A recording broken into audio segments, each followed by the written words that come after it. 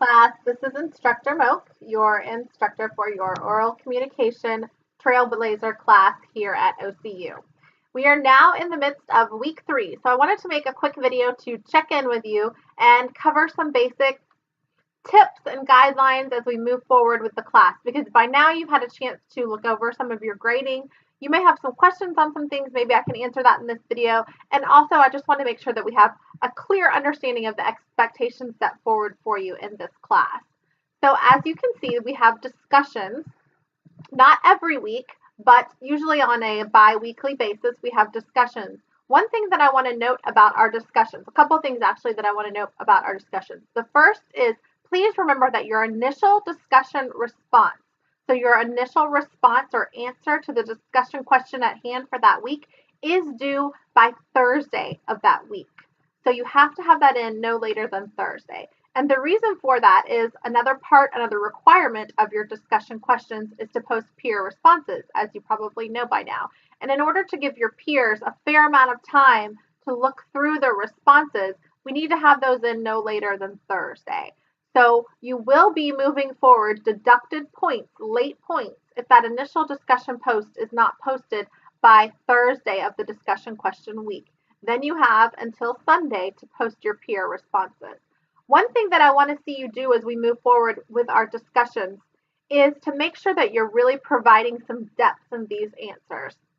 These aren't only opinion answers. Of course, I want you to insert your own assertions and your own thoughts, but I also want you to back these up with reasoning and perspective from our text.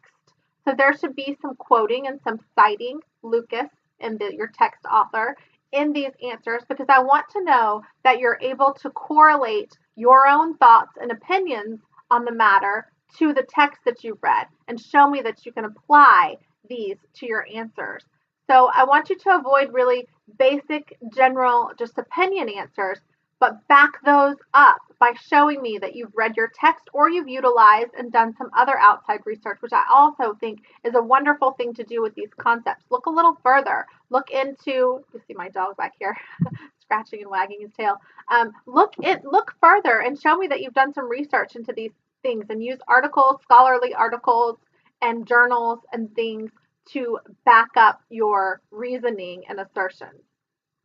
The other thing that I wanted to mention was that I want you to make sure you're utilizing the student guide each week to look at to see what is due each week. Each student guide, which is located on the course homepage, is going to give you a very detailed view of what's expected of you each week, and your discussion rubric so that you can see what you're graded on each week and how those grades are summed up and scored is located in your syllabus so that you can see that it is expected of you to utilize your text for those. Now, another thing is, as we approach speeches, I made a separate little video. If you haven't had a chance to look at that, go ahead and look at that as far as some tips for videos.